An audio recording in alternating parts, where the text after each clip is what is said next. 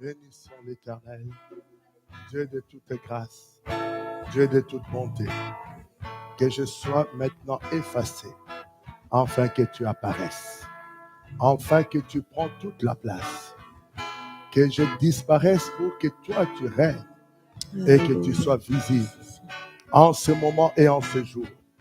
Reçois toute la gloire, reçois l'honneur et la puissance. Dans le nom de Jésus-Christ, que nous avons prié. Et quelqu'un dit Amen. Amen. Amen. Alléluia. Je vous salue dans le précieux et brillant nom de notre Seigneur et Sauveur Jésus-Christ. Amen. Prenez place, prenez place. Et je salue toutes nos églises qui sont en ligne, de Paris à Kinshasa, de l'Ouganda à Tanzanie, de Montréal au Canada, les États-Unis, partout où vous êtes connectés. Que la grâce et la paix du Seigneur vous soient accordées de la part de notre Seigneur et Sauveur Jésus-Christ. Alléluia. Ma joie est plus grande ce matin, avant de rentrer et de partager ce moment, pour dire à quelqu'un, il y a un Dieu. Pour dire à quelqu'un que ce Dieu s'appelle fidèle. Alléluia. Non, je dis à quelqu'un, il y a un Dieu et ce Dieu s'appelle fidèle. Alléluia. Nous sommes ce matin, nous commençons la 10e édition de l'Homme Nouveau. Comme Pasteur Gaël vient de le dire, d'ailleurs, que Dieu te bénisse, ma fille. Que Dieu te bénisse. La Bible dit ceci.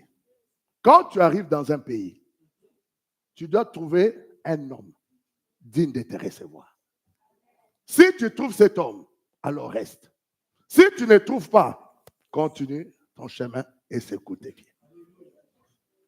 Et quand je suis arrivé en Martinique, j'ai trouvé Gaël. J'ai trouvé Gaël. Elle a accepté d'ouvrir la porte pour me permettre de rester. Et cela me pousse à penser à sa maman, qui était également ma maman, pour ceux qui connaissaient, ma Minette, qui, malgré le défi que j'ai connu, lorsque je suis arrivé en Martinique, cette dame m'a dit, je suis dans mon pays. Personne ne te fera quoi que ce soit dans ce pays. Je suis chez moi, je suis martiniquaise. Personne ne te fera quoi que ce soit dans ce pays. Reste et fais ce que Dieu te demande de faire. Cette famille m'a ouvert leurs portes de leur maison. C'est chez eux que l'amour du Père a commencé. Dans leur salon de leur maison. C'est là que l'amour du Père Martinique a commencé. Au salon de chez eux. Est-ce que quelqu'un peut dire Amen? Si aujourd'hui nous sommes là, parce que cette famille m'a ouvert la porte et m'ont dit oui. Pas dans un moment où les gens acclamaient, dans un moment où on me jetait des pierres, dans un moment où on pouvait tout dire sur moi. Mais eux, ils m'ont accepté.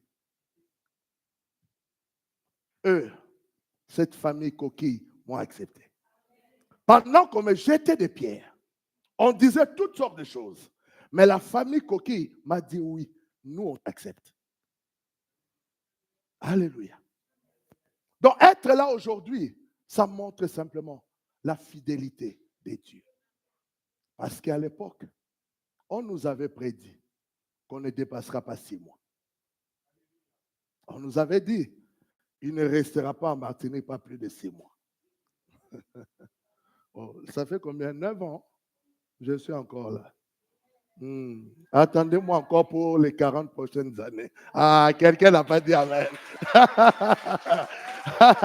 J'ai dit, attendez-moi ici encore les 40 prochaines années. Est-ce que quelqu'un comprend? C'est pour te dire simplement, il y a un Dieu qui est fidèle.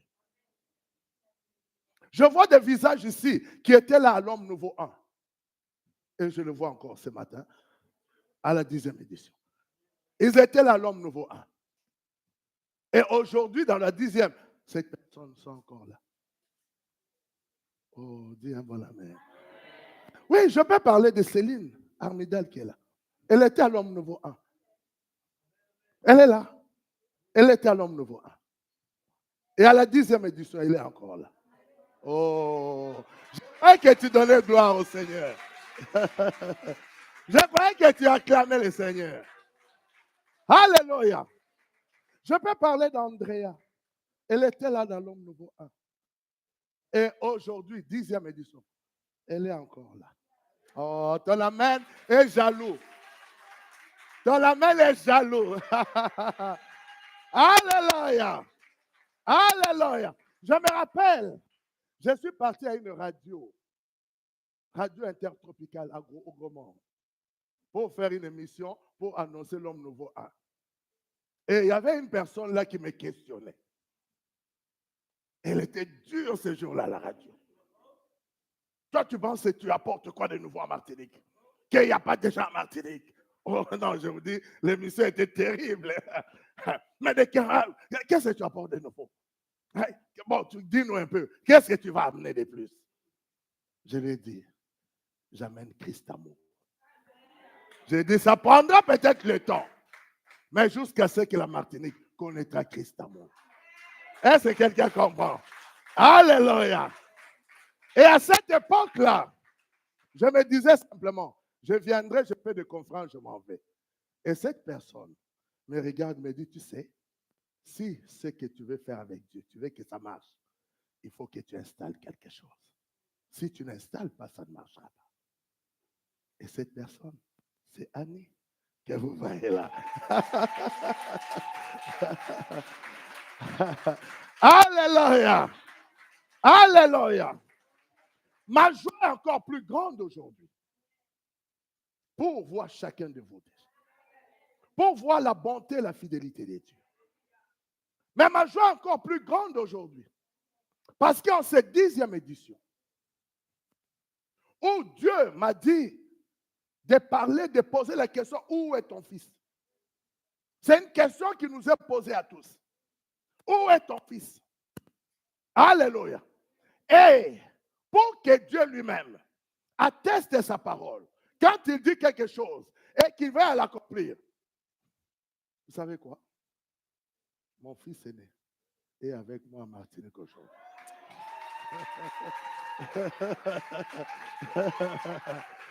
Non, je ne vais pas vous donner son âge, sinon ça va me vieillir. Comme vous connaissez, je suis jeune. Je ne vais pas vous donner son âge. Mais pour vous dire simplement que mon fils aîné est avec moi aujourd'hui en Martinique pour cet homme nouveau, 10e édition. Oh, donne la gloire au Seigneur.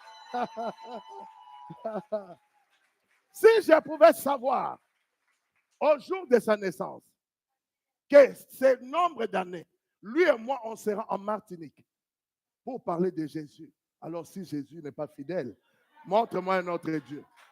Non, montre-moi un autre. Moi, je connais ce Dieu fidèle. Vous savez pourquoi je vous dis ça? Parce qu'il est mon alliance avec les Antilles. De l'intelligence humaine, vous ne pouvez pas le comprendre. Mais il faut l'intelligence divine pour le comprendre. Il est mon alliance avec les Antilles. Parce que dans son sang, il y a la Martinique. Dans son sang, il y a la Guadeloupe. Dans son sang, il y a la Martinique. Dans son sang, il y a la Guadeloupe. Est-ce que quelqu'un entend? Mais si j'ai pensé ce jour-là, qu'aujourd'hui, on sera ensemble, quelqu'un m'aurait dit, même moi-même, j'aurais dit c'est impossible. Parce que je n'imaginais même pas qu'un jour, je vais me retrouver en Martinique. Je ne vais pas vous donner son âge parce que ça va me vieillir. Mais si je calcule le nombre d'années là, je ne pensais même pas, même dans mon rêve, je ne pensais pas que je pouvais être aujourd'hui en Martinique. Je te dis ça pour te dire, mon ami, il y a un Dieu qui est fidèle et qui est grand. Il y a un Dieu, peu importe ce que tu vis, peu importe ce que tu traverses, peu importe ce que tu peux connaître dans ta vie. Je te dis, il y a un Dieu. Tu peux penser tout ce que tu veux, mon ami. Il y a un Dieu. Je te dis, il y a un Dieu. Il est plus vrai que tu me vois là. Ce Dieu-là est plus vrai. Tu ne le vois peut-être pas comme ça, mais je crois, moi, il est plus vrai que les gens que tu vois autour de toi. Ce Dieu-là est plus vrai. Et quand il dit quelque chose, il veille à l'accomplir. Quand il dit quelque chose, il rassure pour que cela puisse s'accomplir. Est-ce que quelqu'un comprend? Les temps vont passer, les années vont passer, les situations seront compliquées. Mais si tu demeures à l'abri du Très-Haut et dans l'ombre du Tout-Puissant, tu feras par voir ce qu'il t'a dit s'accomplir. Alléluia. C'est ce Dieu-là que nous prêchons ici. C'est ce Dieu-là qui m'a amené à parler de l'homme nouveau pour la première fois en 2016. À parler de cet homme nouveau. C'est ainsi que je disais à quelqu'un, l'homme nouveau n'est pas une prédication, ce n'est pas un enseignement, mais l'homme nouveau, c'est l'histoire de quelqu'un. L'homme nouveau, c'est l'histoire. C'est ton histoire. C'est mon histoire. C'est notre histoire, l'homme nouveau. Si tu prends ça comme une prédication, tu passeras à côté. Parce qu'il y en a qui ont pris ça comme une prédication pour la première fois. Ils ne sont plus là aujourd'hui. Il y en a qui ont pris ça pour un enseignement la deuxième fois. Ils ne sont plus là aujourd'hui. Il y en a ceux qui ont pris ça pour une étude la troisième fois. Ils ne sont plus là aujourd'hui. Il y en a ceux qui ont pris ça comme une exhortation. La quatrième fois, ils ne sont plus là aujourd'hui. Et je peux continuer ainsi. Mais ceux qui ont compris que l'homme nouveau, c'est l'histoire, ils sont encore là ce matin. Ils sont encore là ce matin. Et je crois qu'ils seront encore là longtemps. Pourquoi? Parce qu'ils ont compris que ce n'était pas un enseignement, ni une prédication, mais une histoire. Alléluia. Une histoire. Et la question que Dieu nous pose dans cette année, où est ton fils? Où est ton fils? Tu vas comprendre ce qu'est un fils. Parce que vous aimez le dire simplement, je suis fils de Dieu. Non, tu vas comprendre ce qu'est un fils. Ce n'est pas un nom, être fils. Ce n'est pas d'abord une identité, être fils. C'est une qualification. Mais alors, si je suis fils, je dois manifester les caractéristiques du fils. Si je suis fils, on doit voir en moi les attributs d'un fils. Ne vous inquiétez pas, ma soeur. Tu es en train de dire, parle de fils, nous on est des femmes. Vous tous, vous êtes des fils de Dieu. Nous tous là, nous sommes des fils. Est-ce que quelqu'un comprend? Pourquoi? Parce que Dieu est esprit. Et dans les esprits, il n'y a pas de femmes, il n'y a pas d'hommes. Est-ce que quelqu'un comprend? Il n'y a pas de femmes, il n'y a pas d'hommes. C'est comme ça que j'aime dire à ceux qui s'opposent quand les femmes prêchent, parce qu'ils ne connaissent pas les Écritures. Ils doivent savoir que Dieu n'appelle pas les hommes et les femmes, Dieu appelle les esprits. Il a dit à la femme samaritaine, ceux qui doivent adorer Dieu doivent l'adorer en esprit et en vérité. Il n'a pas dit que ceux qui doivent adorer Dieu doivent être ceux qui portent les pantalons ou ceux qui portent des robes ou des jupes. Non, il dit c'est seulement ceux qui sont capables de le faire en esprit et en vérité. Ceux qui ne sont pas capables de le faire en esprit et en vérité, ils ne peuvent pas l'adorer. Oh, ton amène est jaloux. Ton amène est coincé. Ton amène est timide. Alors, si tu es d'accord avec moi, nous allons nous lever. Nous allons acclamer le Seigneur. Seulement pour sa fidélité. Nous allons l'acclamer avec des cris de joie. Nous allons l'acclamer avec des cris de victoire. Pour lui dire tout simplement merci. Pour lui dire tout simplement qu'il est bon. Pour lui dire tout simplement qu'il est merveilleux.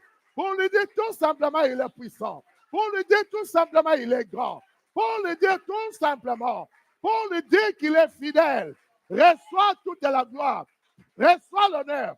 Reçois la puissance. Bénissez l'Éternel. Acclamez son Saint-Nom. Proclamez sa fidélité. Proclamez sa grandeur. Proclamez son amour. Le Dieu de toutes les grâces. Le Dieu de toutes les grâces. À lui soit toute l'honneur, la louange et la puissance. Au nom de Jésus-Christ. Que quelqu'un l'acclame encore avec des cris de joie. Que quelqu'un l'acclame encore avec des cris de victoire. Que quelqu'un l'acclame parce qu'il est bon et il est grand. Alléluia. Alléluia. Alléluia. Alors, je vais t'inviter à prendre ta Bible dans le livre de Genèse 3. Genèse 3. Ah, j'aime cette photo. Vous allez me l'envoyer. Hein? Vous connaissez le monsieur là? Il est vilain. C'est l'homme le plus beau de la terre, cet homme-là. Oui. Même si tu es jaloux, c'est ton problème.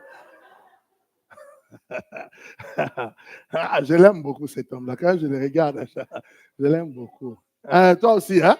Oui, moi aussi, je l'aime bien, cet homme-là. Alors, va avec moi, Genèse 3. Si tu as trouvé, dis un bon amen. Alors, nous allons lire le verset 8 au verset 11. Genèse 3, du verset 8 au verset 11. Ensemble, nous lisons, si tu as trouvé. 1, 2, 3. Alors, ils entendirent la voix de l'Éternel Dieu qui parcourait le jardin vers le soir. Et l'homme et sa femme se cachèrent loin de sa face de l'Éternel Dieu, au milieu des arbres du jardin. 9. Mais l'Éternel Dieu appela l'homme et lui dit, où es-tu? Il répondit, j'ai entendu ta voix dans le jardin et j'ai eu peur parce que je suis nu et je me suis caché. Et l'Éternel Dieu dit, qui t'a appris que tu es nu? Est-ce que tu as mangé de l'arbre dont je t'avais défendu de manger? Amen. Prenons place. Alléluia. Où est ton fils? La Bible dit un jour, Dieu vient parcourir le jardin. Et dans ce jardin, il avait placé une personne. Et il vient le chercher là dans le jardin, il ne le trouve pas. Il lui pose la question, où es-tu? Et lui, il répond, j'ai entendu ta voix dans le jardin, je me suis caché parce que je suis nu. Il dit, oh, qui t'a dit que tu étais nu? Est-ce que tu as mangé le fruit de l'arbre dont je t'avais défendu? Bien aimé, tu ne peux pas comprendre l'homme nouveau si tu ne reviens pas à la genèse de l'histoire. Si tu ne reviens pas au commencement de l'histoire. On nous parle ici de l'Éternel et Dieu. J'aimerais te ramener pour comprendre d'où les choses ont commencé. De retourner non à Dieu, mais de retourner à l'Éternel. Parce que souvent nous commençons par Dieu. C'est comme ça que les choses deviennent très banales. Quelqu'un te dit, Dieu m'a dit, mais tu ne sais pas de quel Dieu il s'agit. Le Dieu qui peut lui dire, ça peut être son argent. Le Dieu qui peut lui dire, ça peut être sa voiture. Le Dieu qui peut lui dire, ça peut être son mari. Le Dieu qui peut lui dire, ça peut être sa femme. Le Dieu qui peut lui dire, ça peut être ses maisons. Ça peut être peut-être, je ne sais plus qui. Mais nous devons revenir à l'origine. Que ça commençait d'abord par l'Éternel. Quand on parle de l'Éternel, là on ne parle plus du monde. Là on ne parle plus de la terre. On parle de ce qui est hors du temps. On parle de ce qui n'a pas d'espace. On parle de ce qui n'est pas un lieu. Mais c'est l'Éternel. On parle de ce qu'on ne peut pas définir. Est-ce que quelqu'un comprend? Parce qu'aujourd'hui, même quand tu parles que Jésus est Dieu, tu sais comment à peu près définir Jésus. Tu vas dire il est le Sauveur, tu vas dire il est le Seigneur, tu vas dire qu'il est le roi, tu vas dire qu'il est le guérisseur, tu vas dire qu'il délivre. Donc tu vois, tu peux encore le définir. Mais quand Paul parle de l'Éternel, il dit ceci, c'est une lumière insondable que personne n'est jamais entré pour savoir ou pour voir qui il était. Seul le Fils qui a accès à cette lumière. En dehors du Fils, personne d'autre ne peut rentrer dans cette lumière. Donc cela veut dire ceci. Si personne ne peut rentrer dans cette lumière, il t'est impossible de connaître véritablement ce que Dieu veut de toi parce que tu ne peux pas y rentrer. Mais la Bible dit ceci. Il a mis en nous la pensée de l'éternité. Bien que nous ne savons ni le commencement ni la fin. Est-ce que quelqu'un comprend? Là, je suis en train de te parler des choses que toi, tu ne peux pas faire. Personne ne peut faire pour toi si ce n'est que lui. Quand on parle de fils, on ne parle pas de ce qu'un homme peut faire. Écoutez-moi très bien. Le monde aujourd'hui, tout le monde se lève le matin. C'est mon fils, c'est ma fille. Écoutez-moi, arrêtez ça. Parce que pour parler d'un fils, il faut qu'il y ait une intimité sans limite. Il faut qu'il y ait une relation sans barrage. Il faut qu'il y ait une intimité sans obstacle. Sinon, il n'y a pas de fils. Parce qu'on dit seul le fils qui rentre dans la lumière. Personne d'autre. Jusqu'à aujourd'hui, personne ne peut entrer dans cette lumière. Sinon, tu brûles. Aucun ange n'est jamais arrivé là-bas. Ni Gabriel, ni Michael. Personne, aucun ange n'a accédé à cette lumière. Seul le Fils. Parce que dans cette lumière, les serviteurs n'entrent pas. Uniquement le Fils. Oh, j'ai dit dans cette lumière, les serviteurs ne rentrent pas. Uniquement le Fils. Est-ce que quelqu'un comprend? La ruse du diable fait que aujourd'hui l'Église parle plus des serviteurs que de parler de la nature ou de l'identité de l'homme. Nous sommes là. Qu'est-ce que je dois faire à l'Église? Je suis ceci. Je suis apôtre. Je suis prophète. Je suis évangéliste. Bien aimé, aucun prophète, aucun évangéliste, aucun apôtre ne rentrera dans cette lumière. Aucun. Aucun d'eux ne rentrera. Parce que cette lumière est réservée uniquement au Fils. Seul le Fils peut entrer là-bas. Aucun apôtre, aucun prophète, aucun évangéliste, aucun pasteur ou docteur n'a accès à cette lumière. Uniquement le Fils. Uniquement le Fils. Pourquoi? Parce que le Fils est l'image, est l'empreinte, est l'ADN du Père. Il est l'empreinte. Il est l'ADN. Il est l'image du Père. Philippe a demandé, tu nous parles de Père, de Père, de Père, mais fais-nous voir le Père. Jésus regarde Philippe et il dit, oh Philippe, ça fait beaucoup de temps que je suis avec vous et tu ne m'as jamais vu. Avant de lui dire que si c'est lui qui m'a vu le Père, a commencé d'abord à dire, depuis longtemps je suis avec vous. Tu ne m'as jamais vu Philippe. Tu ne m'as jamais vu, car c'est lui qui m'a vu, a vu le Père. Est-ce que quelqu'un comprend? Tout le temps que je suis avec toi, Philippe, tu ne m'as jamais vu, parce que c'est lui qui me voit le Père. Est-ce que quelqu'un comprend? Ce qui te fait échouer dans la vie, mon ami, ce n'est pas les sorciers. Ce qui te fait échouer dans la vie, ce n'est pas le diable, ce n'est pas Satan. Est-ce que quelqu'un comprend? Ce qui te fait échouer dans la vie, c'est l'ignorance de toi-même. C'est l'ignorance de toi-même. Est-ce que quelqu'un comprend? Parce que tout ce que tu fais, tu le fais dans l'absence de toi-même. Tout ce que tu le fais en manquant la connaissance de qui toi-même tu es. Le fait que tu ne sais pas qui tu es, tu ne peux pas faire des choses qui conviennent à ce que tu es. Est-ce que quelqu'un comprend? Tu ne peux pas le faire. Tu ne peux pas trouver une poule en train de manger un bœuf. Est-ce que quelqu'un comprend? Mais si tu mets le riz ou tu mets des vers de terre, il va se réjouir. Ou alors des cafards. Mais il y a des nourritures la poule ne peut pas manger. Est-ce que quelqu'un comprend? Si tu trouves un lion en train de manger le riz, fuis. Non, je te dis la vérité. Tu trouves un lion là, qu'est-ce qu'il mange? Oh, il est en train de manger du riz. Mon ami, prends la fuite. Comprends que le monde n'est plus monde. Est-ce que quelqu'un comprend? Parce que le lion ne mangera que la chair. Est-ce que quelqu'un comprend? Il mangera que la chair. Ça, c'est ça, sa nourriture. Est-ce que quelqu'un m'entend? Il en est de même. Ce que toi, tu manges dans la vie, ce que toi, tu as dans la vie, est proportionnel à la connaissance que tu as de toi ou à l'ignorance que tu as de toi. Cette ignorance de toi te frustre dans la vie. Cette ignorance de toi t'oblige à trouver des coupables dans ta situation. Est-ce que quelqu'un comprend? De dire, si je vis cette situation, parce que mon père n'a jamais été là, si je vis ces problèmes, parce que ma mère m'a rejeté, si je vis comme ça, parce qu'on m'a renié, tu vois, il faut que tu accuses quelqu'un pour te justifier toi-même. Il faut que tu trouves un coupable pour dire que si les choses ne vont pas dans ma vie, c'est à cause de l'absence de mon père, c'est à cause de l'absence de ma mère. Qui t'a dit cela? C'est à cause de l'ignorance de toi-même.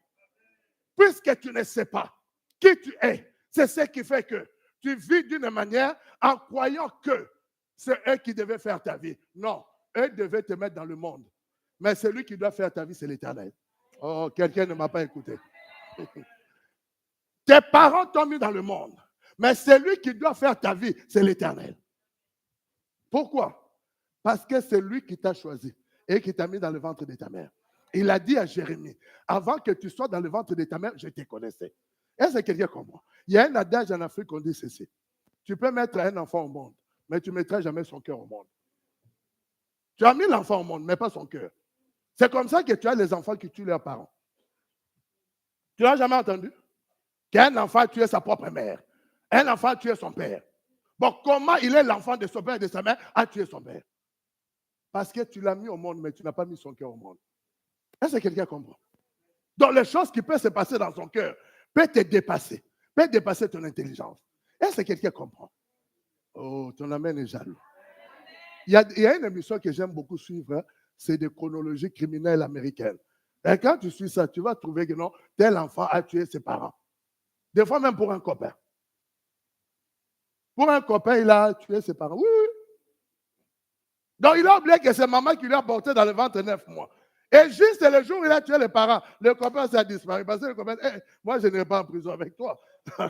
Maintenant que toi, tu vas aller en prison, pourquoi je vais t'accompagner? Est-ce que quelqu'un comprend?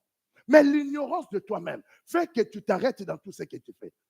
Je suis venu dire à quelqu'un, aussi longtemps tu n'as pas la véritable connaissance de ce que tu es à l'intérieur, tu ne peux rien faire qui t'amènera à devenir ce que Dieu avait dit.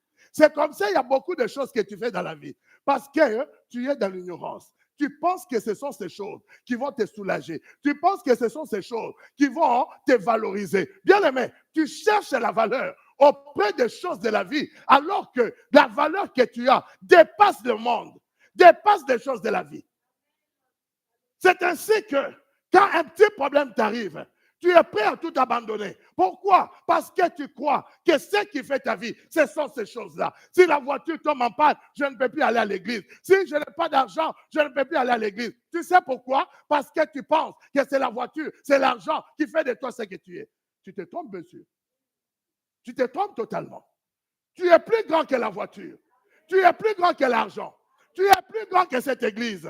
Tu es plus grand que la Martinique. Oh mon Dieu. Est-ce que tu comprends de quoi je te parle? Tu es plus grand que la Martinique. Parce que sans toi, la Martinique n'existait pas. Si la Martinique doit exister, il faut que toi tu y habites. Si toi tu quittes la Martinique devient quoi? Une forêt où plus personne n'y habite. Donc tu vois, même celui qui donne la valeur à la Martinique, c'est toi. Parce que tu es là. Est-ce que quelqu'un comprend? Donc cela révèle que ta grandeur dépasse ce que tu vois. Ta grandeur dépasse les situations qui sont autour de toi. Est-ce que quelqu'un m'entend? La Bible dit, le fils de la promesse ne meurt jamais. Vous savez pourquoi il ne meurt jamais? Parce que le fils de la promesse n'est pas lié au monde, mais il est lié à l'éternité. Est-ce que quelqu'un comprend? Il y a un verset que beaucoup de chrétiens aiment. Quand ils sont en train de prier, c'est le verset de Genèse 3, le verset 19, où Dieu a dit à Satan, à partir d'aujourd'hui, tu mangeras quoi là? Poussière. Vous connaissez ça? Ah, vous aimez quand tu pries, tu vas manger la poussière. Tu vas manger la poussière. Je sais que je vais te dire aujourd'hui, tu vas changer cette prière. Oh mon Dieu. C'est que je vais te dire ce matin, tu vas changer cette prière. Tu ne le feras plus. Bien aimé, la Bible dit quoi? Il a dit à Satan, puisque tu as fait cela, je mettrai une inimitié entre ta descendance et celui de la femme. Celui-ci t'écrasera la tête et toi tu lui mordras les talons. Ta nourriture deviendra quoi là? Poussière. Vous êtes d'accord? En Martinique, il y a 4 espèces de serpents, hein, particulièrement. C'est le drapeau qu'il y avait avant, il y avait 4 serpents. Il y en a plus. Ah. Les 4 connus. Ah, il y en a un, mais représenté à 4. Eh, il est terrible, hein? Un seul serpent, 4 têtes. Bon, bref. Est-ce que tu connais un serpent en Martinique qui mange la poussière? Ou même dans le monde? Tu as dans l'histoire des serpents un serpent qui mange la poussière? Oh. Mais toi, ça ne te choque pas, tu lis dans la Bible que Dieu dit au serpent, il doit manger la poussière, mais il n'y a aucun serpent dans le monde qui mange la poussière. Parce que cette poussière, c'est toi. Dieu a autorisé au diable de te manger. La Bible dit quoi? Tu es poussière, tu retourneras poussière. La Bible dit Dieu a pris la poussière, il a formé l'homme. Il a soufflé dans l'homme un souffle de vie. L'homme est devenu une âme vivante. Quand Dieu a dit au serpent, désormais ta nourriture, c'est la poussière, c'est l'homme. Quel homme? L'homme sans Dieu. Tout homme qui est sans Dieu est la nourriture du serpent, en d'autres termes du diable. Tu es sa nourriture préférée. Parce que tu es sans Dieu.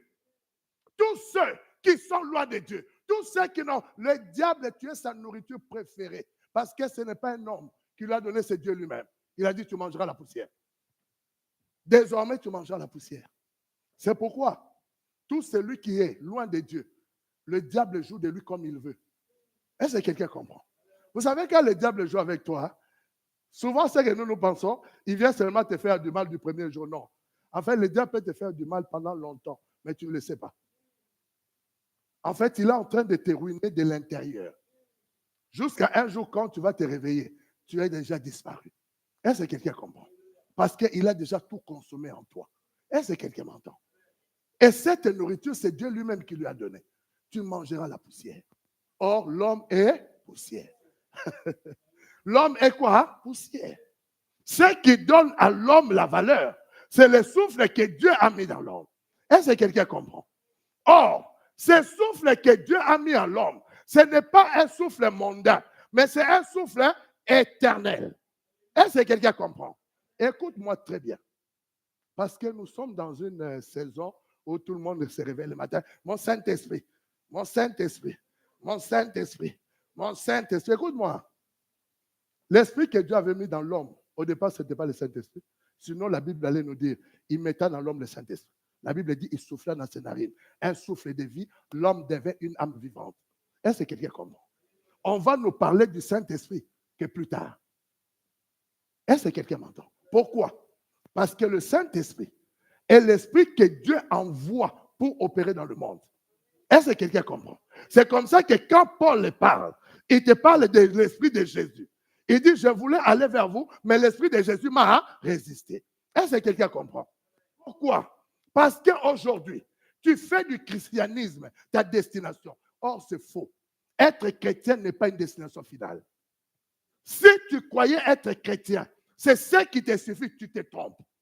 Être chrétien, c'est simplement le moyen pour t'amener à la destinée que Dieu a pour toi. Mais ce n'est pas la finalité. Jésus a dit quoi? Je suis le chemin, la vérité et la vie.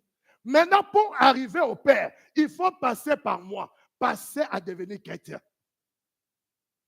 C'est pourquoi quand tu lis dans la Bible, tu verras que ce n'est pas Dieu qui a dit aux hommes que vous vous appelez chrétiens. Qui a dit que tu t'appelles chrétien? D'autres hommes de même nature que toi.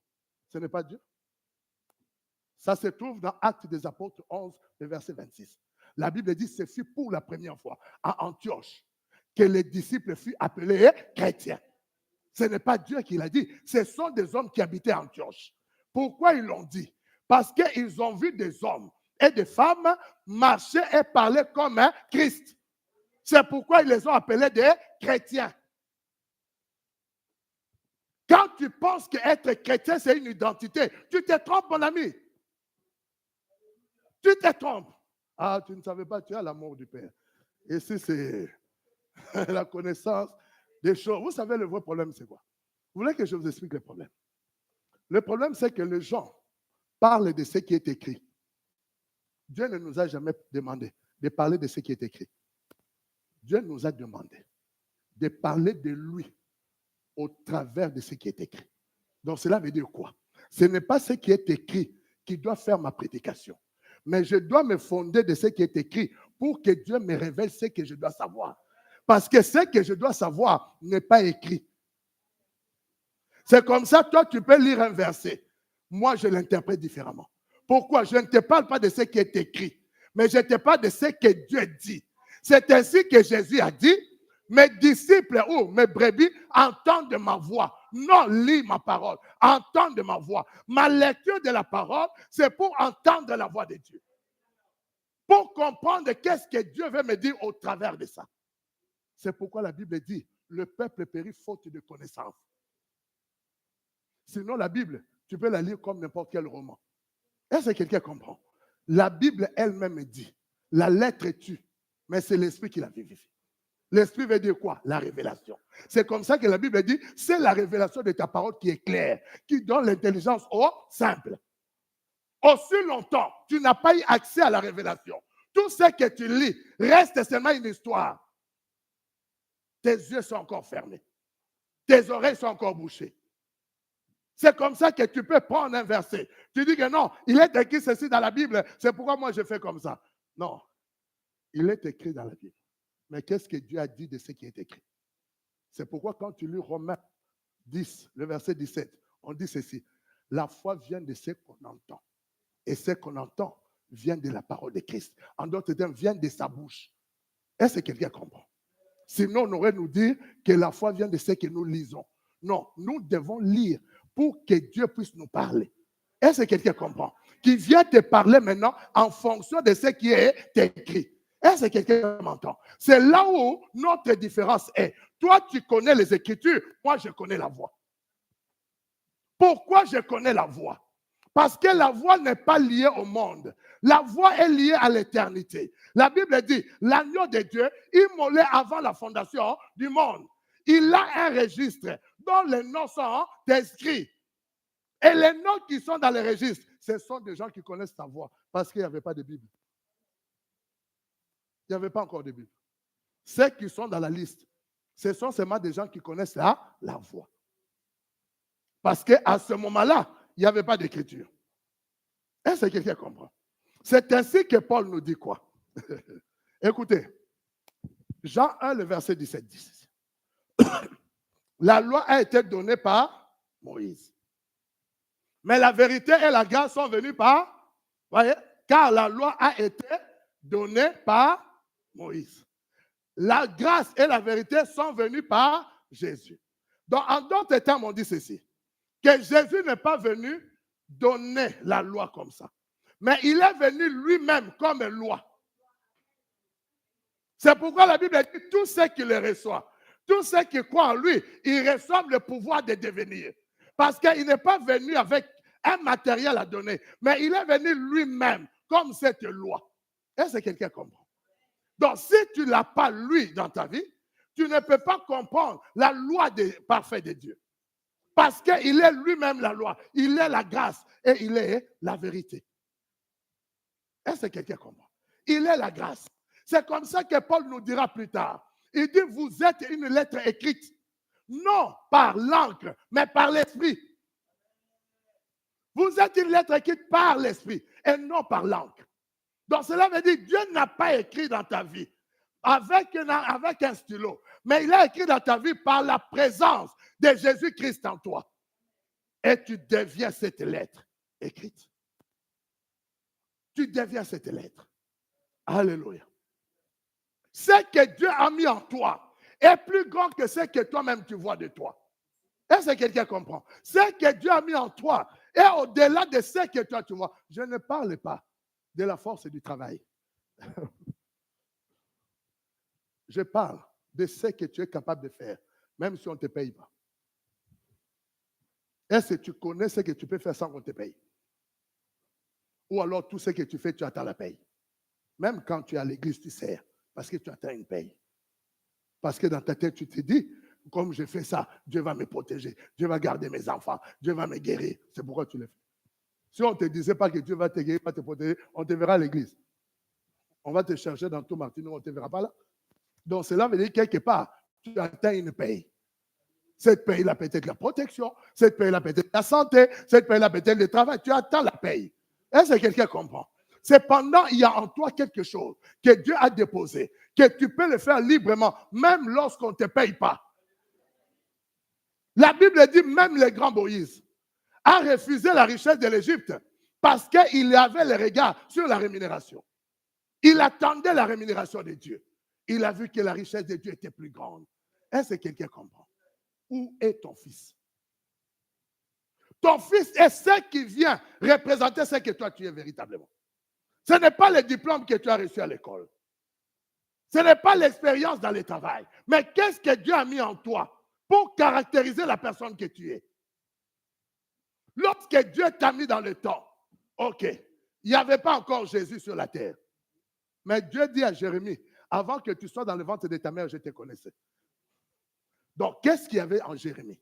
Il dit à Jérémie ceci, avant que tu sois sorti de son sein, je t'avais consacré. Bien aimé, on consacre quelque chose parce que c'est de la valeur.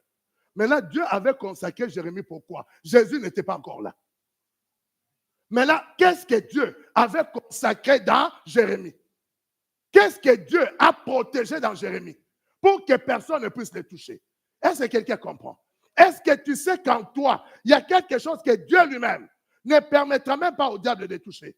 C'est comme ça que le jour que le diable a voulu toucher Job, il a dit à Satan, touche tout ce que Job a, sauf à toucher son âme. Pourquoi il a interdit à toucher son âme? C'était seulement pour nous montrer qu'en chacun de nous, il y a quelque chose que Dieu a mis. Il y a de la valeur à ses yeux, qui n'autorisera jamais le diable de toucher. Il ne permettra jamais au diable de toucher. C'est ainsi que quand le diable est venu pour assassiner les prisonniers qui étaient crucifiés, la Bible dit quand ils sont arrivés, ils ont trouvé Jésus était déjà mort.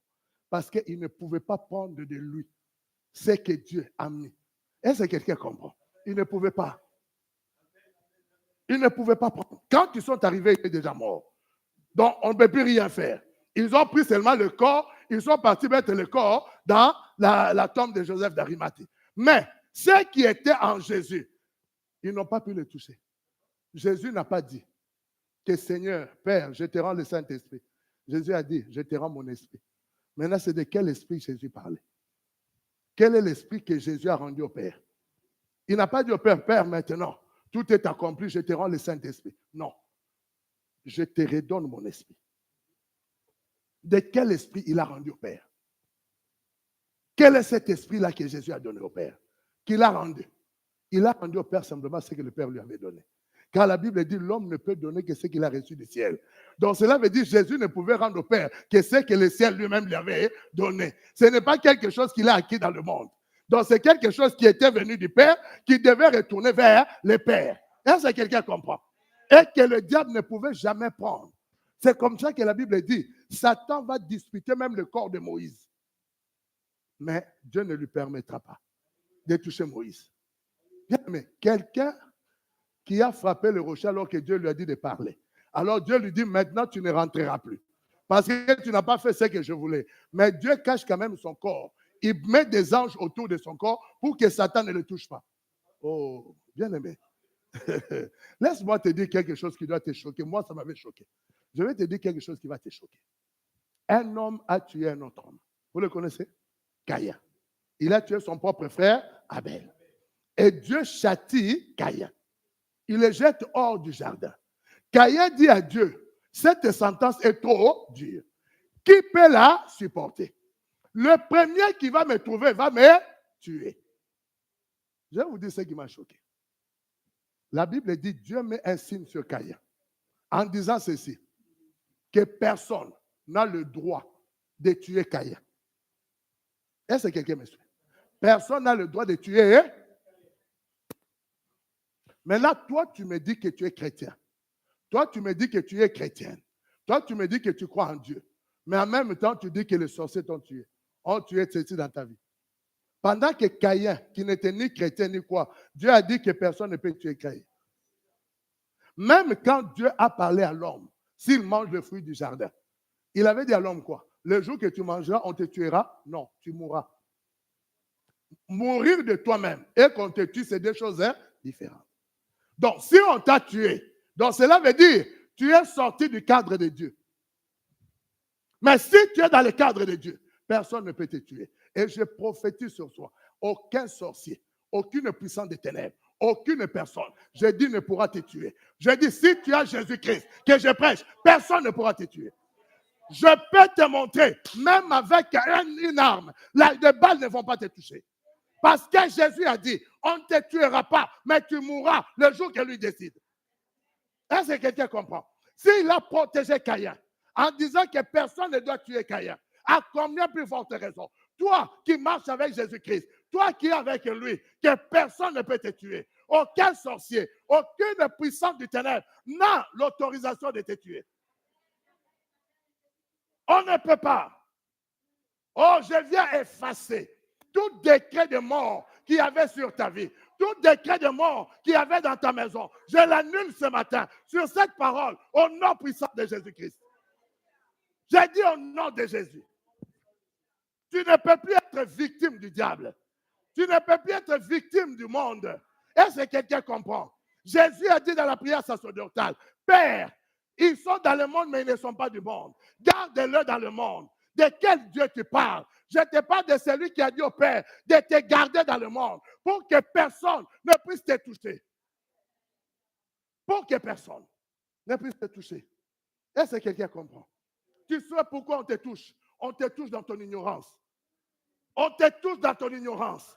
Dans l'absence de qui tu es. C'est comme ça que la puissance des ténèbres peut te toucher. Mais quand tu as la connaissance de qui tu es, aucune puissance des ténèbres n'a le pouvoir sur toi. Aucune puissance. Est-ce que quelqu'un comprend? Je ne parle pas de la connaissance que je suis chrétien ou chrétienne. Je parle de la connaissance que je suis un homme éternel. L'Esprit du Seigneur, l'Esprit de l'éternité habite en moi. Or, si l'Esprit d'éternité habite en moi, je suis un fils de promesse. Le fils de promesse ne meurt jamais. Ne meurt jamais. Parce qu'il n'est pas du monde. Le monde n'a pas le pouvoir sur toi. Est-ce que quelqu'un comprend? Le monde n'a pas de pouvoir sur toi. Le seul qui a le pouvoir sur toi, c'est l'Éternel. Parce que ce qu'il a mis en toi a plus de valeur que l'or, a plus de valeur que l'argent, a plus de valeur que tous les diamants du monde. Mais la Bible dit tu l'ignores. C'est pourquoi tu cours sur des choses qui sont dans la bassesse. Parce que tu crois que c'est ça qui fait ta vie. Parce que tu crois que c'est ça qui fera ton histoire. Est-ce que quelqu'un comprend? Tu attends simplement que les hommes reconnaissent ce que tu es. Tu attends simplement que les hommes voient ce que tu es. Oh mon ami, nous on a dépassé ce niveau-là. Que les hommes te reconnaissent ou ne te reconnaissent pas.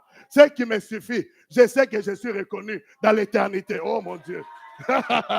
J'ai dit, je sais où je suis connu. Est-ce que quelqu'un comprend? Que toi, tu ne me connais pas, ça ne fait ni chaud ni froid. Parce que celui qui me connaît est plus grand que toi. Alors, même si toi, tu ne me connais pas, ça change quoi hein, dans ma vie?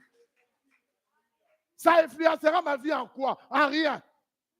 Parce que celui qui me connaît est plus grand que toi. Celui qui me connaît, il tient le monde entre ses mains. Celui qui me connaît, c'est lui qui tient le souffle de ma vie. Celui qui me connaît, il a dit, pas un seul cheveu de ma tête tombera si lui n'a pas décidé. C'est lui qui me connaît. Tu cherches l'estime des hommes. Tu cherches l'estime de la vie. Alors que tu as Dieu qui est venu avec toi dans le monde. Tu n'es jamais venu seul. Tu es venu avec lui. Est-ce que quelqu'un comprend? Quand il a dit à Jérémie, dans le ventre de ta mère, je te connaissais, donc il était là. Donc il était avec Jérémie. Quand Jérémie est comprimé dans le ventre, lui aussi il est là comprimé avec Jérémie. Ils sont avec Jérémie, dans le ventre de la mère. Ils sont en train de se battre. Jérémie bouge, lui il bouge. Jérémie bouge, lui il bouge. Jérémie pleure, lui il pleure. Parce qu'ils sont ensemble. Ils sont ensemble. Les jours que Jérémie sort, lui aussi il sort. Est-ce que quelqu'un comprend? Quand Jérémie marche sur la terre, lui aussi il marche. Parce qu'ils sont ensemble. Je te connaissais avant que tu sois dans le ventre de ta mère. Et je t'avais consacré. En d'autres termes, on avait une histoire, toi et moi. Est-ce que quelqu'un comprend? Toi et moi, on avait une histoire. Est-ce que quelqu'un comprend? On avait une histoire avant que tu arrives dans le monde. Est-ce que quelqu'un m'entend? Quand on parle de la notion perdue, je ne peux pas être perdu si j'appartiens à personne. Et toi, on est là, on te dit qu'être perdu est lié seulement au péché, c'est faux. Être perdu est lié quand tu oublies qui t'a connu avant. Là, tu es perdu. C'est comme ça, Adam. Est-ce que quelqu'un comprend? Adam dans le jardin. Quel péché avait quand Adam était dans le jardin? Aucun. Bon, qu'est-ce qui a rendu Adam pécheur? Il a oublié que Dieu lui avait dit, tu peux manger tous les fruits du jardin, sauf l'arbre de connaissance. Le fait qu'il a oublié qu'il est devenu perdu. Est-ce que quelqu'un comprend? La notion d'être perdu veut dire tout simplement que tu as oublié tout ce que tu avais déjà parlé avec Dieu. C'est pourquoi Jésus est venu. En te disant quoi? Qu'il est avantageux pour toi que je m'en aille. Mais je prierai le Père. Il t'enverra l'autre consolateur. Le Saint-Esprit. Il viendra faire quoi? Il viendra t'enseigner. Aujourd'hui, toi, tu n'es jamais enseigné par le Saint-Esprit. Mais toi seulement, fire, fire, fire. Quel enseignement tu reçois d'abord du Saint-Esprit? Enseignement fire, fire, fire. Le Saint-Esprit, fire, Fire. C'est tout ce qui t'intéresse. On t'a dit que le Saint-Esprit est venu pour fire. On a dit qu'il est venu d'abord pour t'enseigner. Au niveau d'enseignement avec Dieu, tu es zéro. Mais tu as le Saint-Esprit. Mon Saint-Esprit. Mais l'enseignement de Christ, tu es zéro. Il y a une lame chez moi, on dit tu j'aime. Demandez ça à Pasteur Georgette. On dit zéro. Dans l'enseignement du Saint-Esprit, tu es zéro. Parce que le premier enseignement du Saint-Esprit dans ta vie, c'est l'amour. Or, toi, manifester l'amour, toi et l'amour, vous êtes des opposants. Maintenant, je me demande, ton enseignement du Saint-Esprit, tu l'as reçu de qui? Oh, dis-moi, tu l'as reçu de qui? Parce que toi, en matière d'amour, d'aimer ton prochain comme toi-même, zéro. Pardonner, zéro. Obéir à la voix de l'Éternel, ton Dieu, zéro. Maintenant, le Saint-Esprit là que toi tu as, c'est le Saint-Esprit qui vient d'où? Parce que Jésus a dit, je vous enverrai l'autre consolateur. Il vous enseignera tout ce que moi je vous ai dit. Est-ce que quelqu'un comprend? Mais toi, le Saint-Esprit ne t'enseigne rien. Tout ce que le Saint-Esprit te dit, fire. De quel Saint-Esprit? Pire. Que quelqu'un dit pire. Non, dis encore pire. Ton Saint-Esprit, il te montre que de mauvaises choses. Donc, quand toi tu vois seulement de mauvaises choses. Alors que le Saint-Esprit, la Bible dit, Dieu est saint. Même les yeux de Dieu ne voient que la sainteté. Mais toi, tes yeux ne voient que le péché des autres. Oh, je vois à l'église dans ce jour-ci des choses bizarres. Ah, va là-bas avec ta sorcellerie. Je suis là. Vois encore des choses bizarres. Moi-même, je suis là. Je vais te démontrer que tu es du diable. Est-ce que quelqu'un comprend? Parce que les yeux du Saint-Esprit sont purs. Mais toi, tes yeux ne voient que j'ai vu telle chose à l'église, j'ai vu telle chose à l'église. Quand est-ce que tu verras l'église grandir? Quand est-ce que tu verras de nouvelles âmes? Toi, tu vois seulement le départ des âmes. C'est ta sorcellerie. J'ai détruit ça aujourd'hui. J'ai détruit ta sorcellerie. Et je déclare, si je suis un roi de Dieu, tes yeux-là, je les ferme aujourd'hui. Je ferme les yeux de la divination. Je ferme les yeux de la sorcellerie. Au nom de Jésus-Christ. Essaye encore de voir le mal. Tes yeux vont brûler. Mets-moi au défi et puis tu verras. Mets-moi au défi. De quel Dieu tu me parles? Dieu est saint. Mais toi, tu vois que le mal. Quand est-ce que tu verras des frères sont bien? Quand est-ce que tu verras des sœurs sont bien? Hein, maman? Quand même, Jean-Luc. Tu es sûr que tout ce qu'Annie fait est mauvais? Il n'y a même pas une seule chose à Annie qui est bon? Alors, mais toi, quand tu vois Annie, non, Annie, elle est mauvaise. Ta sorcellerie, je mets fin à ça aujourd'hui. Défie-moi, tu verras. Je mets fin à ta sorcellerie aujourd'hui. Est-ce qu'en elle, il n'y a que du mal? En Gaël, il n'y a que du mal? En Armel, il n'y a que du mal? Arrêtez votre sorcellerie là. La sorcellerie du matin. Les gens font la sorcellerie la nuit. Mais toi, tu veux le matin au petit déjeuner. Oh Dieu. C'est la nuit que les gens font la sorcellerie. Mais toi, ta sorcellerie au petit déjeuner. C'est quel genre de sorcellerie ça? Nous mettons fin à ça. Que tes yeux se ferment sur les mauvaises choses et que tes yeux s'ouvrent sur les bonnes choses.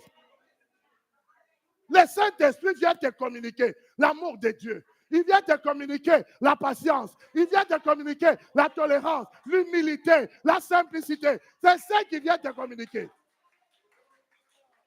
Mais toi, ton Saint-Esprit te communique les mauvaises choses. Je ne sais pas où est-ce que tu l'as trouvé. Ah oui. C'est ça qui est au-dedans de toi. Car la Bible dit c'est d'abondance du cœur que la bouche parle. Si mon cœur est rempli de méchanceté, je dirai des choses méchantes. Si mon cœur est rempli d'amour, je dirai des choses d'amour. Je dirai la paix. C'est une question de cœur. Est-ce que quelqu'un comprend? C'est une question de cœur. L'abondance du cœur te fait voir de mauvaises choses. Mais quand le cœur est tourné à Dieu, tu verras aussi de bonnes choses. Tu verras comment Armel a de bonnes qualités. Est-ce que quelqu'un comprend? Que des qualités qu'Armel a, ça me fait du bien. Est-ce que quelqu'un m'entend? Oh, ton Armel est jaloux. S'il n'y avait pas de qualité d'Armel, tu verras cette télé en haut. C'est lui qui est monté ici. Toi, tu étais où? Toi, tu étais où? Si lui n'était pas monté pour mettre ses lampes, mais tu vas dire c'est Armel est mauvais. Ta sorcellerie, là, je dis, check out. Au nom de Jésus-Christ. J'ai dit check out au nom de Jésus-Christ. Tu dois commencer à apprécier les frères. Tu dois commencer à apprécier les sœurs. Tu dois commencer à apprécier ceux qui sont autour de toi. C'est la plus grande richesse que Dieu nous donne. Chaque frère, chaque sœur, comme nous sommes là. C'est ça la richesse. C'est ça. Est-ce que quelqu'un comprend? Ce n'est pas des voitures. Ce n'est pas des maisons. La maison peut t'enterrer. La voiture peut t'enterrer. As-tu vu une maison porter un cercueil? Ou faire la cérémonie de tes obsèques? On est là le jour de tes obsèques, tes billets de banque se mettent devant. Vraiment, je regrette. Mon patron est parti. C'est un frère qui viendra dire, oh, ce frère va nous manquer. Cette sœur va nous manquer. Dans tout ce qu'il a. Je l'aime peut-être pas la tête des gens chamba. Mais en lui, il y a quand même une sincérité. En lui, il y a un amour. Frère, tu ne peux pas reconnaître ça. Je sais que ma tête, si tu n'aimes pas, mais mon cœur, tu ne peux pas reconnaître même dans mon cœur, il y a un grain de bien. Alors, l'Esprit est venu nous communiquer la vie et non la mort. Il est venu nous communiquer la paix et non l'injustice. Est-ce que quelqu'un m'entend? C'est ça la richesse de Dieu dans un homme. C'est ça la grandeur de Dieu dans un homme. Est-ce que quelqu'un m'entend? Il faut que Dieu te donne un cœur nouveau. J'aimerais que ce matin, que tu sois humble, de te lever et de dire non, Seigneur, je veux changer. Change mon cœur. J'ai trop un mauvais cœur. Ce n'est pas une insulte, mon ami. C'est une attitude d'humilité. C'est une attitude d'humilité de dire, mon cœur n'est pas au bon endroit. Seigneur, donne-moi un nouveau cœur. Ôte la pierre de mon cœur. Que mes yeux ne voient plus le mal, mais que je vois le bien. Que je vois la beauté de chaque frère, de chaque sœur ici. Que je vois la beauté de chaque personne ici. Que je vois, oh mon ami, que je vois la beauté de chaque personne. Ils ont beaucoup de bonnes choses. Ils ont beaucoup de grandes choses. Je ne peux pas voir que le mal. Non, mon ami. Non. Soyons communiqués par l'esprit de vie. Est-ce que quelqu'un comprend? Excusez-moi pour ce témoignage. Vous connaissez le chanteur Richard? Un chanteur américain qui jouait au piano, qui chantait. Il était aveugle. Bon. C'était un homme à femme. Il était aveugle. Mais il avait beaucoup de femmes dans sa vie. Mais là, un jour, un journaliste lui demande. Il dit, mais toi, on t'a vu avec toutes sortes de femmes. De ceci, de cela. Et vous savez, sa réponse, c'est quoi? Il dit, c'est tellement formidable que je n'ai jamais vu le visage d'aucun d'elles. Je n'ai jamais vu leur visage, je suis aveugle. Est-ce que quelqu'un comprend? Donc, j'étais avec eux, mais sans voir. Est-ce que quelqu'un comprend? Quand j'ai écouté ça, j'ai tiré ça comme témoignage. Mais pour toi, peut-être ça va te choquer. Mais moi, j'ai tiré ça comme témoignage de quoi? Si nos yeux peuvent voir plus la beauté de chaque personne, au lieu de voir que le mal, je pense que nous bâtirons 2 fois, 3 fois plus de bonnes choses ensemble. Nous bâtirons 2 fois, 3 fois plus de bonnes choses ensemble. C'est ce que lui il a voulu dire tout simplement. Je ne voyais aucun d'elles. Donc cela veut dire que je n'avais pas de jugement à faire contre une ou l'autre. Est-ce que quelqu'un comprend? J'appréciais simplement les personnes qu'ils étaient. Il appréciait seulement par la voix, parce qu'il ne le voyait pas. Si tu commences à apprécier les frères et sœurs, parce que leur cœur répond même à une petite chose dans ta vie. Est-ce que quelqu'un m'entend? Souviens-toi le jour qui t'a donné même un verre d'eau, tu avais soif. Peut-être qu'il ne t'a pas donné la nourriture, mais le verre d'eau là t'avait sauvé. Est-ce que quelqu'un comprend? Sans ce verre d'eau là, tu allais te déshydrater. Mais il t'a tendu jusqu'à un verre d'eau. Est-ce que quelqu'un m'entend? Oh mon ami, est-ce que tu m'entends? Jamais tu me trouveras, ma soeur. Même quand quelqu'un me fera du mal, je regarde dans l'homme le bien qu'il m'a fait même un jour. Tu ne me trouveras jamais. Tu dis que non, telle personne a quitté l'amour du Père, il était mauvais. Si je l'ai déjà dit à quelqu'un, lève le dos. Jamais de la vie. Parce que je regarde, c'est que cette personne, même un jour, m'avait fait du bien. Ça me suffit. Le reste, c'est lui et le diable et Dieu. Mais moi, je ne rentre pas dedans. Moi, je reste dans le bien qu'il m'a fait. Est-ce que quelqu'un comprend? Je reste dans ça.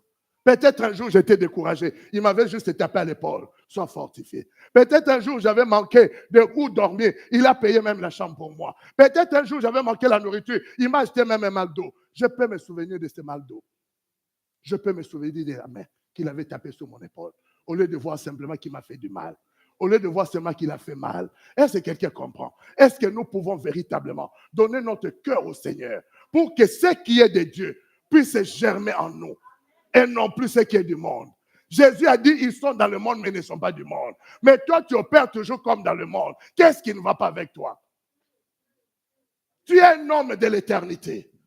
Tu es un homme de l'éternité. Mais tu continues à opérer simplement comme un mondain. Qu'est-ce qui est entre toi et le monde que tu ne peux pas avoir avec Dieu? Qu'est-ce que Dieu a mis en toi pour que tu sois là?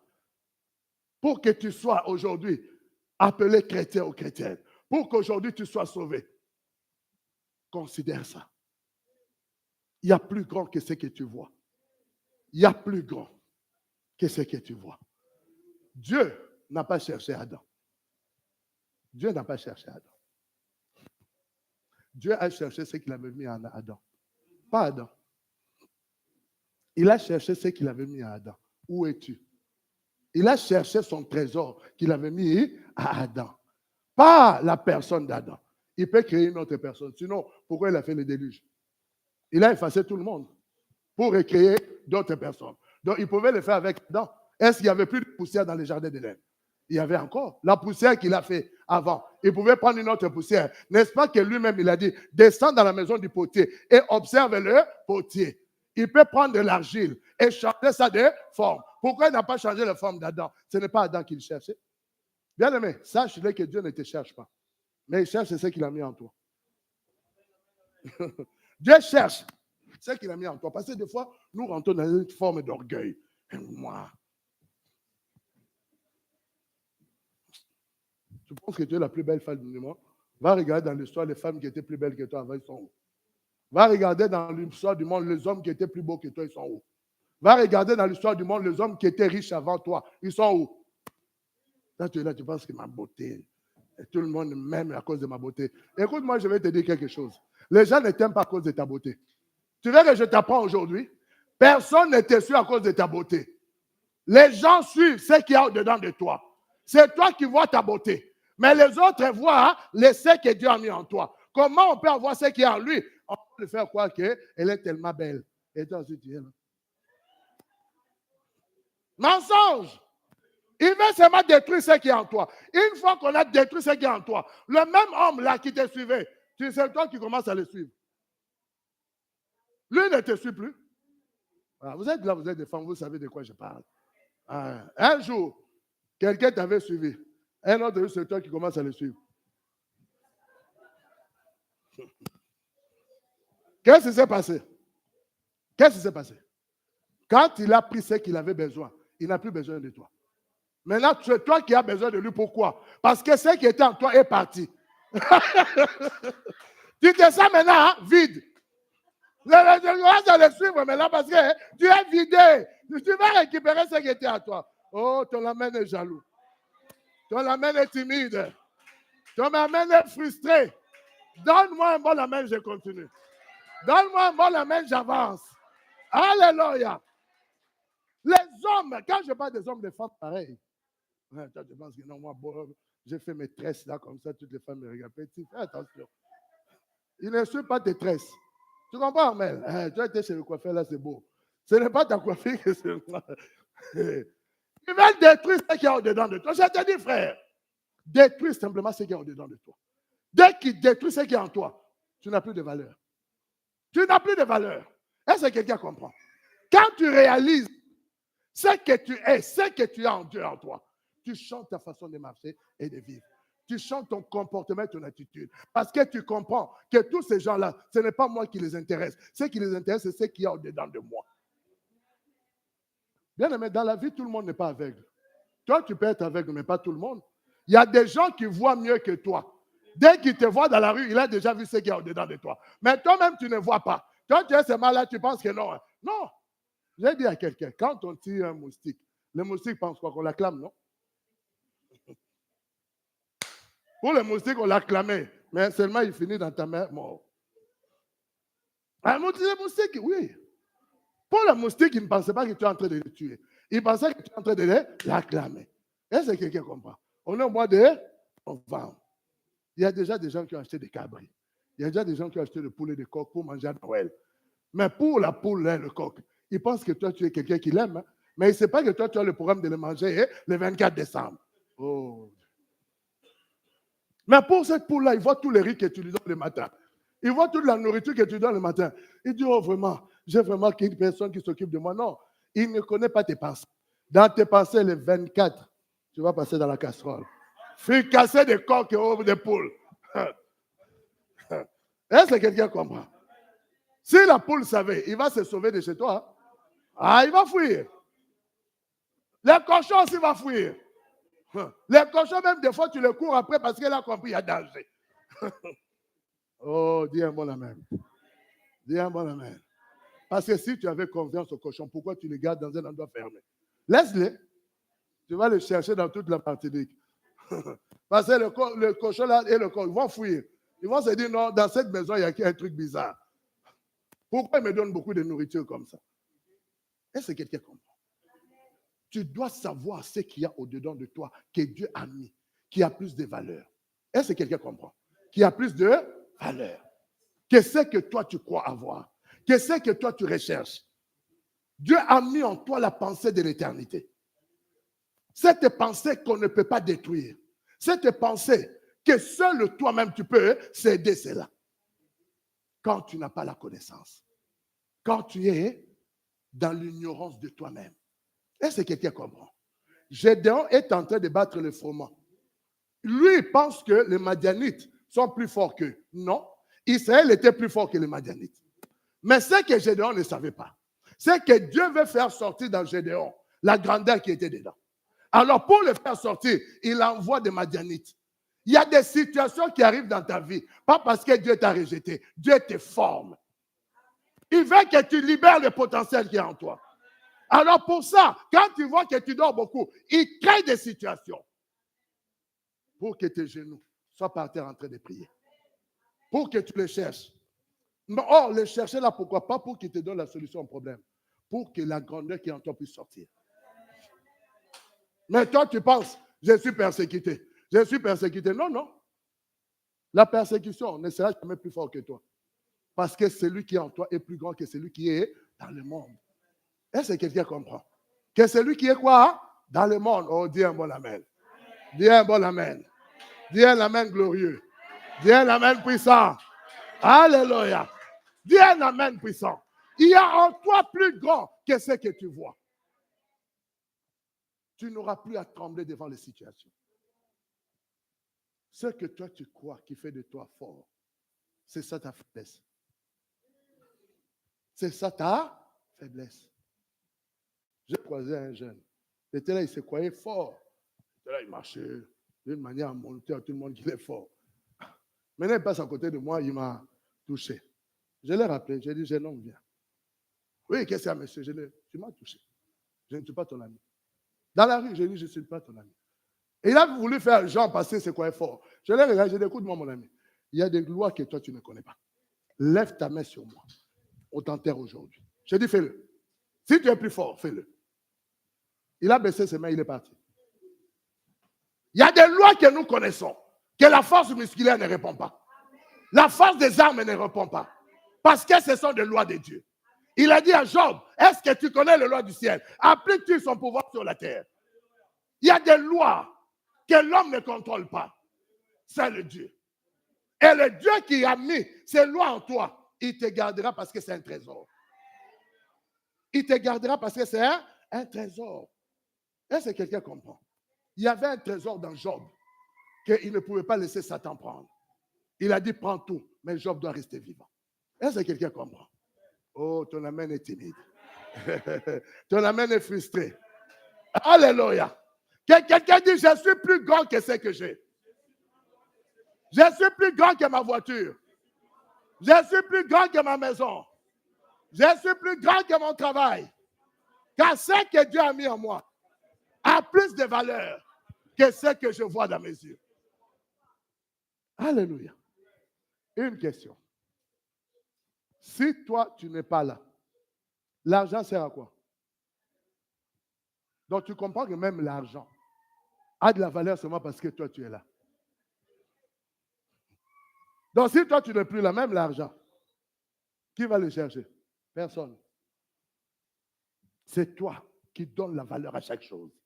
Parce que ce que Dieu a mis en toi est plus grand que ce que tes yeux voient, que ce que tes oreilles entendent. Est-ce que quelqu'un comprend? Tu es plus grand. Il y a une promesse qui demeure en toi. Il y a un dessein de Dieu qui est en toi, qui doit s'accomplir. Et s'accomplira certainement. Est-ce que quelqu'un comprend? C'est comme ça que la Bible dit, même dans la vieillesse, il portera encore des fruits. Je parlais à quelqu'un, il me dit, ouais, maintenant j'ai tel âge. J'ai dit, écoute-moi. Je dis à la personne, écoute-moi très bien. C'est la dernière fois, quand tu me parles à moi, de me dire que tu as tel âge. Tu as tel âge, tu as fait quoi dans la vie? Pour dire que j'ai tel âge. Tu peux encore réussir. Tu peux encore faire ceci. Tu peux encore faire cela. Oh, j'ai tel âge. J'ai dit, dis ça déjà, tu as l'habitude, mais pas moi. Ne viens pas me dire que j'ai tel âge. Est-ce que quelqu'un comprend? Tu es encore capable de faire des choses. La Bible déclare, même dans la vieillesse. Je lui ai posé la question, toi, tu as déjà dépassé l'âge de Sarah. Quand Sarah a eu Isaac. Oh non, j'ai dit alors, c'est quoi ton problème? C'est quoi ton problème? Parce que tu ne sais pas ce que Dieu a mis en toi. La Bible dit, quand l'homme extérieur se détériore, l'homme intérieur fait quoi? Se renouvelle. L'homme nouveau se renouvelle tous les jours. Est-ce que quelqu'un comprend? Ne te fie pas à ton corps. Ne te fie pas à ce que tu sens sur ton corps. Au-dedans de toi, il y a plus grand que les sensations de ton corps. Est-ce que quelqu'un comprend? Il y a plus grand au-dedans de toi que tu peux libérer pour changer les choses que tu ressens à l'extérieur. La réserve qui est en toi est plus grande pour changer de situation, pour changer des paramètres. Mais tu es là, tu t'enfermes, non. Je commence à vieillir. Hein? Tu n'as qu'à vieillir, c'est ton problème. Nous, on ne vieillit pas. Aussi longtemps, on n'a pas accompli la vision de Dieu, interdiction de vieillir. Vieillesse, c'est Dieu, oh, vieillesse là-bas. Père Abraham a vécu longtemps. Je vais accepter la vieillesse tôt comme ça, pourquoi? Il y a des gens, ils pensent que c'est une couronne de dire aux gens, je suis vieille, je me fatigue. Ne dis plus des choses comme ça, s'il te plaît. Dis, je ne vais plus dire ça.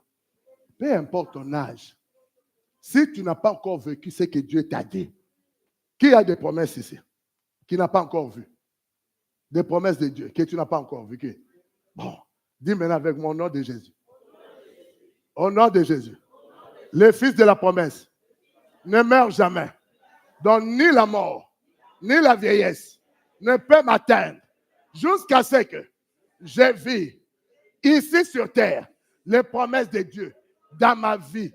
Au nom de Jésus-Christ, je refuse que mes promesses aillent à mes enfants ou à mes petits-enfants. Mes enfants, ils ont que eux-mêmes à chercher Dieu pour avoir leurs promesses. Moi, mes promesses, je vais les vivre de mon vivant. Au nom de Jésus-Christ. Acclame le Seigneur. Alléluia. Est-ce que vous avez déjà vu qu'on a donné l'héritage aux vivants? On donne l'héritage quand le testataire est mort. Maintenant, si tu dois faire attendre tes enfants jusqu'à ta mort, tu es méchant. Comme nous autres ici, tu dois vivre au moins 120 ans. Mes enfants vont souffrir s'ils doivent attendre l'héritage jusqu'à 120 ans, mais ils vont devenir vieux.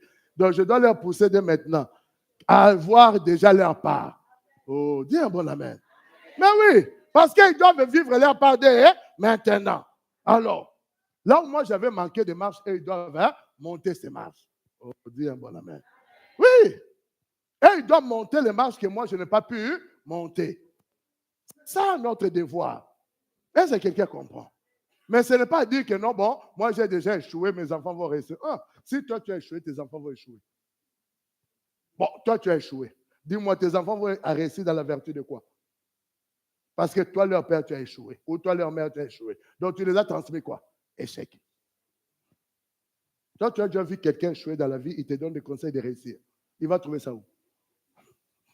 Non, je te pose la question. Lui-même, il a échoué. Maintenant, dis-moi, le conseil de la réussite, il va te donner, il a trouvé ça où? S'il avait ça, pourquoi il n'a pas réussi lui-même? Ah. Oh. Il faut écouter les conseils. Quand on parle de conseils des méchants, vous pensez seulement des mauvais gens. Non. Les conseils des méchants commencent par les gens qui ont échoué. Ils sont méchants. Les gens qui échouent dans la vie sont méchants. Vous ne croyez pas? Je vais vous expliquer pourquoi ils sont méchants. Parce que Dieu nous a donné à tous la possibilité par la grâce pour réussir. Donc, si quelqu'un échoue dans la grâce, donc cette personne est méchante. C'est quelqu'un qui a dit que Dieu n'existait pas. Dieu ne fera pas. Parce que la Bible dit que la grâce est disponible pour tout le monde. La grâce est disponible pour tout le monde. Alléluia. Dis-moi, je ne veux pas échouer. Peu importe mon âge, je vais réussir. Les promesses de Dieu dans ma vie seront oui et amen. Seront oui et amen. Au nom de Jésus-Christ. Je refuse de connaître l'échec. Si Jésus n'a pas échoué, moi aussi je ne vais pas échouer.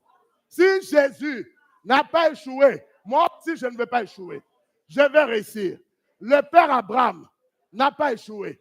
Isaac n'a pas échoué. Jacob n'a pas échoué. Joseph n'a pas échoué. Et pourquoi moi je vais échouer? Ephraim n'a pas échoué. Le fils de Joseph n'a pas échoué. Est-ce que quelqu'un comprend? Alors toi, tu vas échouer sur la base de quoi? Tu dois réussir. Parce que ce que Dieu a mis en toi est plus grand. Est-ce que quelqu'un comprend? Est-ce que quelqu'un comprend? Je partageais avec quelqu'un qui dit non, révérend, j'en ai marre, je vais mourir. Je lui ai dit, écoute-moi. J'ai dit, ne dis plus des choses comme ça, s'il te plaît. Oh non, mais je suis fatigué. J'ai dit, il n'y a pas question de fatigue. Tu vas te fatiguer en fonction de quoi? Oh, mourir. J'ai dit, mourir. J'ai dit, tu ne vas pas mourir, tu vas vivre. Peu importe ce que tu vis, j'ai dit, tu vas dépasser ces choses. Tu vas vivre. Est-ce que quelqu'un comprend? Quand quelqu'un se suicide parce qu'il a peur de l'avenir, n'aie jamais peur de l'avenir. Ton avenir peut être meilleur que ton passé. Ton avenir peut être plus grand que ton passé. N'aie pas peur de l'avenir de dire non, je vais mettre fin à ma vie. Jamais. Si tu m'appelles, ça c'est moi qui. Tu sais, quand tu m'appelles parce que tu ne veux pas mourir. Si tu voulais mourir, tu n'allais pas m'appeler. Non, je sais. Comme tu ne veux pas mourir, tu vas m'appeler. Dieu va t'inciter à m'appeler. Parce que Dieu ne veut pas que tu meurs. Parce que moi, je ne peux pas te laisser mourir. Tu vivras. Est-ce que quelqu'un comprend? Dis, je vivrai. Et je raconterai le merveille de l'Éternel. Au nom de Jésus-Christ. Je vivrai. Et je raconterai le merveille de l'Éternel. Au nom de Jésus-Christ. Au nom de Jésus-Christ. Pas de mort chez moi. Ni dans cette fin d'année. Ni dans l'année 2026. Je tourne le dos à la mort, à l'échec. Au nom de Jésus-Christ. Je vivrai. Mes enfants vont vivre. Mes petits-enfants vont vivre. Au nom de Jésus-Christ, acclame le Seigneur pour toi. Acclame le Seigneur pour toi. Alléluia. Il y a plus grand en toi. Il y a plus grand. C'est ton histoire de ne pas regarder à ce que tu vois, mais ce que tu as. Est-ce que quelqu'un comprend? Le vrai problème, c'est que nous voulons nous valoriser par rapport à ce que nous avons en main. Au lieu d'être, c'est-à-dire la nature qui est en moi, doit avoir plus de valeur que ce qui est autour de moi. Est-ce que quelqu'un comprend? Parce que ce qui est autour de moi va disparaître un jour. Mais ce qui est en moi restera avec moi jusqu'à l'éternité. Alors, qu'est-ce qui a plus de valeur? Ce que je porte en moi. Est-ce que quelqu'un comprend? Qu'est-ce que je porte en moi? C'est ce qu'Adam a oublié. Et Dieu est venu chercher ça. Adam, où es-tu? Où est ton fils? Où est ton fils? C'est pourquoi tu dois suivre ce programme jusqu'à la fin. C'est une question. Tu dois connaître la réponse, non? Tu dois connaître la réponse. Je ne vais pas te donner la réponse ce matin. Je vais te donner une autre partie ce soir. Encore une autre partie toute la semaine. Et maintenant, dimanche prochain, je vais te dire où est ton fils. Toi-même, tu vas le dire, ah, je ne savais pas qu'il était là. Si tu penses seulement aujourd'hui, tu vas manquer la suite. Alléluia. Oh, dis un bon amen. Alléluia. Moi, non, je t'encourage, je suis sérieux. Je t'encourage à suivre ce programme jusqu'à la fin. Dieu va te bénir. Tu dois savoir déjà qui est ton fils. Et tu dois savoir. Parce que si tu ne sais pas qui est ton fils, comment tu vas le trouver? Ah. Donc tu dois savoir qui est ton fils. Est-ce que quelqu'un comprend? Écoute, la Bible dit dans le livre d'Ésaïe 9, le verset 5. Et je vais finir là, on va prier. Ésaïe 9, le verset 5. Si quelqu'un a trouvé, peut lire. Un enfant nous est, un fils nous a été, et qu'est-ce qui se passe? On l'appellera Alma Conseil, Dieu puissant, Père éternel, Prince de la paix. Un enfant, car un enfant nous est, un fils nous est, donc on ne met pas un fils dans le monde. C'est un don. Un enfant, tu peux le mettre dans le monde. C'est pourquoi je vous ai dit tout à l'heure, tu peux mettre un enfant dans le monde, mais tu n'as pas mis son cœur. On dit un enfant nous est né. Nous avons la preuve que l'enfant nous est né. Mais le fils, c'est un don divin. Ce n'est pas un don que les hommes peuvent te faire. C'est le Dieu. Quand Dieu te donne un fils, personne ne peut le détruire. Personne ne peut. Donne-moi rapidement. Genèse 4, le verset 25. Rapidement, j'ai fini, là on va prier. Je ne t'ai pas encore dit ce qu'il est fils. Genèse 4, 5. Oui. La Bible dit, Adam connut encore sa femme Ève. Elle enfanta, elle l'appela, car dit, l'idée, car dit, Dieu a fait quoi? Dieu m'a donné un fils à la place d'Abel que Caïn a tué. Mais quand tu lis à la naissance d'Abel, elle a dit, j'ai acquis un homme par l'aide de Dieu. Quand tu as quelque chose par l'aide de Dieu, tu vas le perdre. Mais quand c'est Dieu qui te donne, tu ne peux pas le perdre. Quand c'est Dieu qui te donne, tu ne peux pas le perdre. Parce que ce que Dieu te donne, Dieu va s'assurer pour que le diable ne le prenne jamais. Mais ce que toi, tu penses que par mes efforts, j'ai ça, tu peux le perdre. C'est comme ça que Deutéronome 8, 17 dit, garde à dire à ton cœur que c'est ma force qui m'a permis d'acquérir ces choses. Souviens-toi de l'Éternel. Souviens-toi de l'Éternel. Dieu m'a donné. Avant 7, Ève était arrogante. J'ai acquis un homme avec l'aide de Dieu. Hey, Ève. C'est pourquoi, Ève, j'ai acquis un homme par l'aide de Caïn l'a tué. Ah, Caïn l'a tué. Est-ce que quelqu'un comprend? Caïn l'a tué. Mais lui, quand elle a eu 7, si Caïn a tué 7,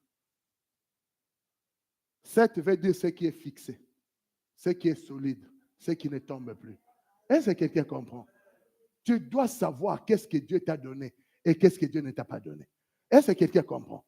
Qu'est-ce que Dieu t'a donné et ce que Dieu ne t'a pas donné? Si tu vois ce que Dieu, tu reconnais ce que Dieu t'a donné, tu ne le perdras pas. Mais ce que Dieu ne t'a pas donné, un jour, il t'a demandé de le perdre. Parce que c'est lui qui te l'a donné, il viendra le chercher. Alléluia. Alléluia. Écoutez. Job était riche. Vous connaissez l'histoire. Job était, ok. Il avait beaucoup de biens. Dieu les gardait. D'accord. Alors pourquoi Job faisait les offrandes pour ses enfants? Il avait peur de quoi? Job avait peur de quoi pour faire les offrandes pour ses enfants? Donc cela veut dire Job lui-même. Il était incertain sur ses enfants. C'est pourquoi, pour acheter, Dieu, il donnait les offrandes. Mais Dieu a permis qu'on tue les enfants. Parce que ce n'était pas à lui. Ah, ça t'étonne, ce n'était pas à lui. Ce qui n'est pas à Dieu, Dieu ne peut pas le protéger. Ce qui n'est pas de Dieu, Dieu ne peut pas les garder. Maintenant, la Bible dit quoi? Quand Job est resté intègre à Dieu, Dieu lui a donné le double de ce qu'il avait. Est-ce que quelqu'un comprend? Dieu lui a donné maintenant quoi? Le double. Mais le double là, le diable ne l'a plus touché. Le diable ne l'a plus touché. Alléluia. Je vais te dire quelque chose qui va te choquer. La Bible dit que Job était intègre. Il était droit. Mais comment il a perdu ses enfants et ses richesses? Est-ce que quelqu'un comprend? Ce n'est pas question de dire, oh moi je ne fais pas ceci, oh moi je ne fais pas cela. Écoute-moi, ça ne te protège en rien. La seule chose qui te protégera, c'est d'avoir une relation vraie avec Dieu. d'avoir une intimité avec Dieu. Oh, moi, je ne fais pas ceci. Moi, je ne fais pas ça. Pourquoi tu as des problèmes? Pourquoi tu as des problèmes? C'est la relation avec Dieu qui fera qu'aucun mal ne peut t'atteindre, qui fera qu'aucun malheur ne frappera ta porte. La relation avec Dieu. La relation avec Dieu. Aussi longtemps, tu te vantes de toi-même. Dieu ne peut pas te protéger parce que tu dis que tu es fort. Alors Dieu va te protéger de quoi? Toi, tu as dit déjà que tu es fort. Mais quand tu reconnais que tu es faible, c'est Dieu qui te protège. Alors Dieu va commencer à te garder. Mais quand toi tu montres que non, moi je suis fort, moi je suis puissant, Dieu ne va pas te protéger. Alléluia. Parce que toi-même tu te trouves déjà, tu es. On chante quoi? Je suis fort, fort, oui, plus que vainqueur, par le sang. Ah! Ce n'est pas non parce que moi j'ai fait la boxe, j'ai fait le judo. Tu vas trouver, comment il s'appelle notre jeune Guadeloupéen là, le judoka? Teddy? Va tenter Teddy, va te taper. Si tu es fort, va essayer Teddy. Va te briser les côtes. On va te transporter vite à l'hôpital. Va. C'est quelqu'un comment? Mais par le sang, Teddy ne peut pas me taper. Comme ça, il va me taper. Moi, je crois. Moi, je ne vais pas aller le provoquer. Je sais qu'il va me boxer bien comme il faut. Moi, je sais. Et si toi, tu veux faire genre que moi, je sais, je ne vais pas aller les tenter. Les gars, il va me passer, mais je vais passer vraiment de mauvais quart d'heure. Mais, par le sang de Jésus, il ne peut pas me battre. Est-ce que quelqu'un comprend? Par le sang de Jésus, je suis plus fort. Par le sang de Jésus, la Bible dit, si Dieu est pour moi, qui sera contre moi? Est-ce que quelqu'un comprend? Sa force va diminuer devant le sang de Jésus-Christ. Devant le sang de Jésus. Est-ce que quelqu'un comprend? Le sang de Jésus, c'est ce qui va te garder, te rendre plus fort. Parce que le sang de Jésus vient racheter en toi tous tes sangs de faiblesse. Ça rachète le sang de faiblesse qui était en toi. Et ça te donne le sang de celui qui est le plus fort. C'est pourquoi la Bible dit que les faibles disent qu'ils sont forts, que les pauvres disent qu'ils sont riches. Lève-toi dans la présence de Dieu. Chante avec moi. Je suis fort, fort.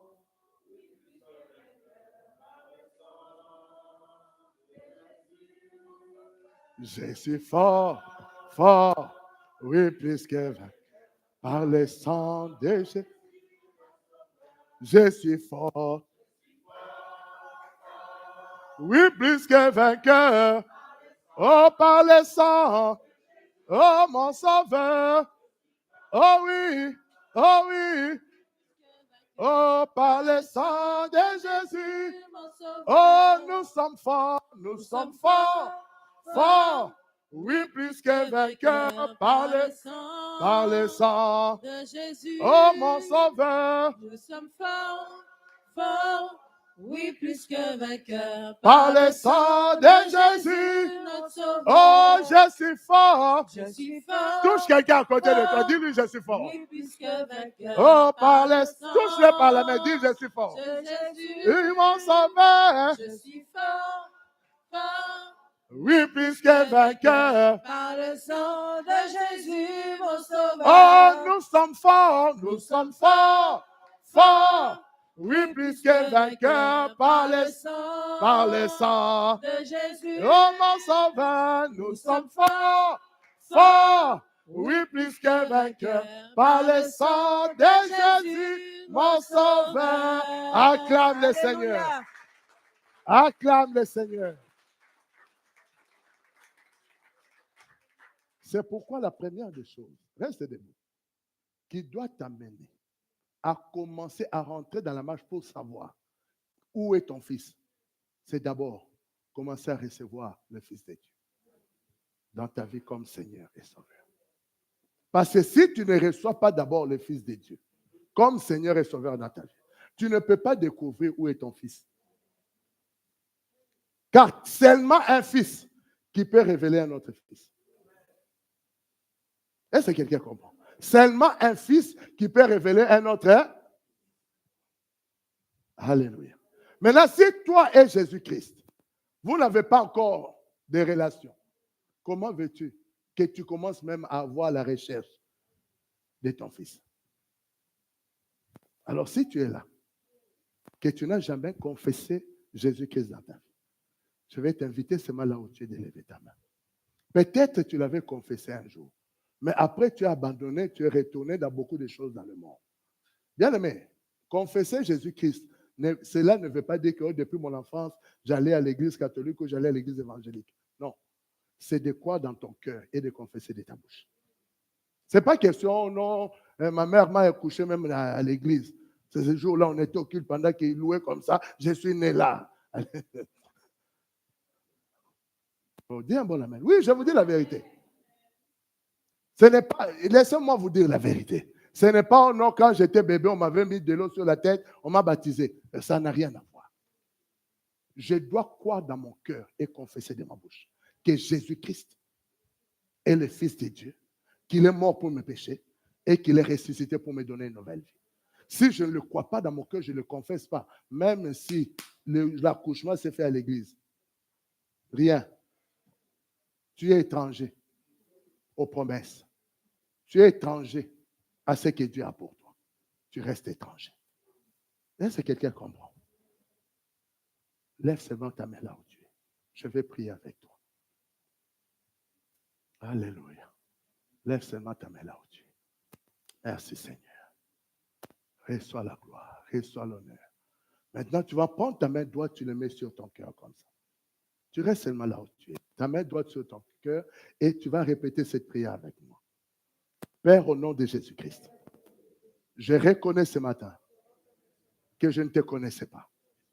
J'entendais parler de toi, mais au fond de moi, je ne savais pas qui tu es. Pardonne mon ignorance. Pardonne mon éloignement de toi, Seigneur. Ce matin, je viens. Accepte-moi. Pardonne, Seigneur, mes péchés. Et fais de moi un enfant de Dieu. Que ta présence vienne dans ma vie. Que mon âme s'attache à ton âme. Aujourd'hui, Seigneur, au nom de Jésus-Christ. Que je n'appartiens plus au monde, mais que je t'appartiens toi. C'est vrai, mes parents m'ont mis dans le monde, mais c'est toi qui es ma source. Et je veux reprendre ma relation avec toi, Seigneur, au nom de Jésus-Christ. Merci, Seigneur, pour ton amour, pour ta bonté dans ma vie. Au nom de Jésus-Christ. Au nom de Jésus-Christ. Amen. Amen. Acclame le Seigneur. Alléluia. Maintenant que tu as fait cette prière, je ne vais pas t'inviter devant. C'est ce que j'aimerais te dire. À la fin de ce moment, Annie va s'entretenir avec vous, avec Marie. Simplement pour que nous puissions commencer à prier pour toi. Parce que le diable est rusé. Il va vouloir te faire reculer en arrière. Mais nous allons porter le fardeau tous les jours dans nos prières de prier pour toi. Pour que tu demeures dans ta marche avec le Seigneur. Afin de découvrir ce que Dieu a réservé pour toi. Est-ce que quelqu'un comprend? Notre désir, c'est que tu ne te perds pas dans le monde, mais que tu connaisses la voie que le Seigneur a frayée pour toi. Ce n'est pas une corde qu'on veut te mettre au cou en te disant, non, si dimanche tu ne veux pas à l'église, on va te suivre. Non, loin, fais-moi confiance. Si quelqu'un te fait ça, appelle-moi moi-même directement. Mon numéro, mettez mon numéro. Je vais dire à cette personne de ne pas t'embêter.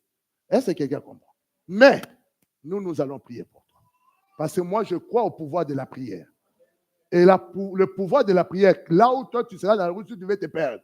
Directement, la prière, là, va te ramener. Est-ce que quelqu'un comprend? Et ça va te garder. Parce que nous voulons que Dieu demeure dans ta vie. Alléluia. Acclamons le Seigneur. Acclamons le Seigneur. Acclamons le Seigneur.